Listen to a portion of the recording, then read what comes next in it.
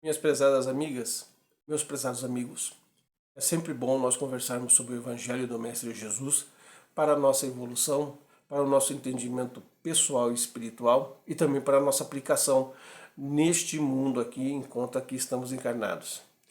Por isso nós pedimos aos bons espíritos do Mestre Jesus que nos deem a sua paz e o entendimento para a mensagem que nos será dada hoje pelo apóstolo Mateus mais uma vez, E nós vamos citar o capítulo 8, no versículo 2, uma frase bem curtinha dele nessa parte do evangelho, onde Jesus vai dizer: tenho compaixão da multidão. Inclusive o título de hoje é Multidões, desse livro, Vinha de Luz, de Francisco Cândido Xavier, pelo Espírito de Emmanuel, no seu capítulo 6. Vamos fazer, como sempre, vamos comentando cada parte desse livro, cada parágrafo desse livro. Então ele já vai começando a dizer: os espíritos verdadeiramente educados representam, em todos os tempos, grandes devedores à multidão. Olha que interessante. Todos nós que temos, como ele fala aqui, educação que eu digo, não é somente a educação formal, mas a educação que nos é dada pelos nossos pais, a nossa educação pessoal, o respeito para com todas as pessoas. Todos nós, ele vai dizendo aqui, em todos os tempos somos devedores da multidão. Por quê? Porque nós estamos inseridos na multidão, nós fazemos parte da multidão, fazemos parte da sociedade em si. Então todos nós devemos ser educados, trabalhar do melhor modo possível para ajudarmos as pessoas, porque nós somos esses devedores da multidão. Na continuação ele vai dizendo: raros homens, no entanto, compreendem esse imperativo das leis espirituais. Vixe, raros homens, ele está dizendo. Em geral, o mordomo das possibilidades terrestres, meramente instruídos na cultura do mundo, esquiva-se da massa comum ao invés de ajudá-la. Você já não viu isso daí? As pessoas que elas têm muita cultura, algumas pessoas, não estou dizendo todos, pelo contrário, muitas pessoas que têm muita cultura acabam achando que os outros são ignorantes e que eles não devem, de espécie alguma, transmitir-lhes conhecimento. É óbvio que as coisas estão mudando e estão evoluindo.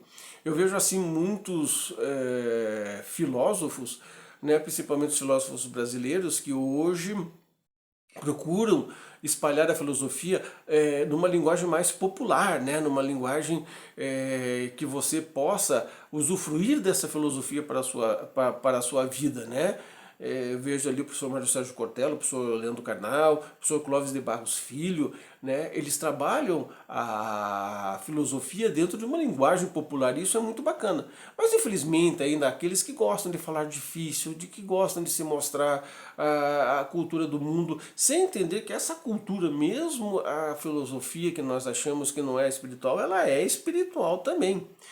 A espiritualidade ela vem trazendo as informações ao longo dos séculos e não somente de alguns séculos para cá. Explora-se as paixões, mantém-lhes a ignorância e costuma roubar-lhes o ensejo do progresso. Olha como é forte essa frase, Quantos exploram as paixões, preferem manter as pessoas na ignorância, costuma roubar-lhes o ensejo do progresso. Não, eu estou dando muito bem, eu estou indo para... não quero nem saber dos outros, o importante sou eu, Traça leis para que ele pague impostos mais pesados, cria guerras de extermínio no que deva concorrer com os mais elevados tributos de sangue. Opa! Será que nós não estamos lendo esse texto agora na nossa atual realidade? E olha que esse livro foi feito há muitos anos atrás, hein? Olha, será que o ser humano ainda está nesse contexto de, primeiro, fazermos com que os impostos sejam mais pesados para a exploração, criando guerras que não nos levam a nada. Pelo contrário, nós criamos cada vez espíritos mais revoltados que vão para o mundo espiritual através dessas guerras, muitos pedindo vingança porque lhe tiraram a vida física, e quando esses líderes, essas pessoas retornam ao mundo espiritual, eles são capturados por esses espíritos, nos conchavos que fazem, para que possam atormentá-los o quanto for possível, né? Ele vai começando a dizer que o sacerdócio organizado quase sempre impõe-lhe sombras, enquanto a filosofia e a ciência lhe oferecem sorrisos escarnecedores. Por isso que é importante, nós aqui principalmente da doutrina espírita, né, fazermos o melhor possível, esmiuçarmos o melhor possível, né, os ensinamentos da doutrina para o ser humano. Né? E os sacerdotes de outras religiões também esmiuçar do melhor modo possível para as pessoas, né, os preceitos da sua religião, colocando que o ser humano deve ser espiritualmente elevado acima das outras coisas. E os filósofos também, como é que eu falei, né? O que eu acho que os filósofos estão cada vez mais nos ensinando de forma mais simples as coisas da filosofia, mas ainda há muitos que se arvoram em cima de linguagens complicadas, etc, etc, né? Isso não está certo, né? Na continuação ele vai dizendo aqui que em todos os tempos e situações políticas, conta o povo com escassos amigos e adversários em legiões. Infelizmente ainda nós estamos nessa situação. Infelizmente, né? Em todos os tempos, e nós nesse tempo nós estamos na mesma situação dessa frase aqui, né?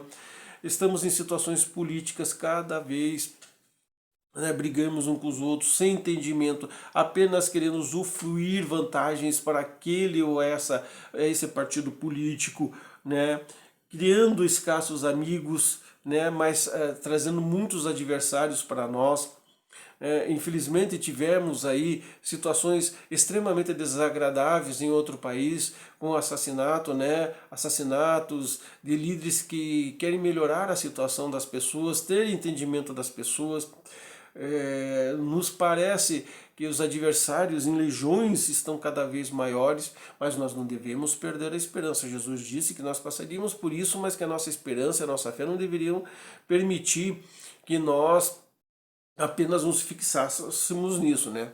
Pois acima de todas as possibilidades humanas, entretanto, a multidão dispõe do amigo divino, Jesus Cristo, né? Jesus prossegue trabalhando. Ele que passou no planeta entre pescadores e proletários, aleijados e cegos, velhos, cansados e mães aflitas, volta-se para a turba sofredora e alimenta-lhe a esperança, como naquele momento da multiplicação dos pães. Pessoal, aqui eu estou lendo o texto integral, tá? A palavra aleijados hoje, é claro, a gente não se usa mais, mas como é o texto integral, eu estou lendo aqui, né? Eu poderia transformá-la em outra palavra, não vou transformar, eu estou lendo o texto integral, tá? Então, lembra-te, meu amigo, de que és parte integrante da multidão terrestre. O Senhor observa o que fazes. Não roubes o pão da vida, procure multiplicá-lo. É isto que Jesus nos ensinou. Não roube dos outros aquilo que lhes pertence. Não roube o pão da vida. Quando ele fala o pão da vida, o que é? É o trabalho. Não roube-lhe a segurança. Não traga a multidão como refém dos seus atos, sejam pessoais ou sejam políticos. Não faça isso com a tua família, não faça com os teus amigos, não faça isso no teu emprego, não faça isso na tua empresa. Né? Ele está nos dizendo aqui, ó, não procura multiplicá-los. Nós precisamos e estamos na era da multiplicação dos pães. A era da multiplicação dos pães, o que é? O que Jesus nos ensinou sobre isso daí? É multiplicarmos não só o pão que alimenta o corpo físico, mas procurarmos o pão que alimenta o espírito, através do ensinamento, através da verdade, né? Independente da tua religião, sem procurarmos amesquinharmos as outras denominações religiosas e doutrinárias. Eu fico muito feliz porque eu ouço dentro do YouTube, dentro do período que eu me consagro a ver as coisas no YouTube e no Facebook, obviamente, muitos padres que estão delineando, né, um caminho sensacional de nunca procurar do melhor modo possível, né, espizinhar as outras religiões, pelo contrário, né, chamando as outras religiões de amigos. Isso é muito importante, pois cada um de nós segue o seu caminho evolutivo dentro da religião ou dentro da doutrina que você elegeu para você. Então multiplique multiplique os pães da sua vida, multiplique o pão da informação, o pão da ajuda, o pão do conhecimento, o pão do encaminhamento. Não se deixes escurecer pelas coisas que estão acontecendo. Pelo contrário, nós temos que ser a luz que Jesus nos ensina. A luz não pode ficar debaixo da candeia, ela tem que ficar no velador da janela para que todos vejam a luz e todos procurem a luz, né? Não se escuse de ajudar e de fazer, porque isto é a nossa verdadeira missão aqui nesse planeta. E independente do que você é, né? Sempre tem uma ajuda a ser feita para as pessoas. Então ajude como você puder fazer. É assim que nós vamos evoluir espiritualmente, pois esse é o nosso caminho aqui. Paz e prosperidade para você. Até o nosso próximo encontro e que Jesus nos dê a luz necessária para a nossa evolução espiritual.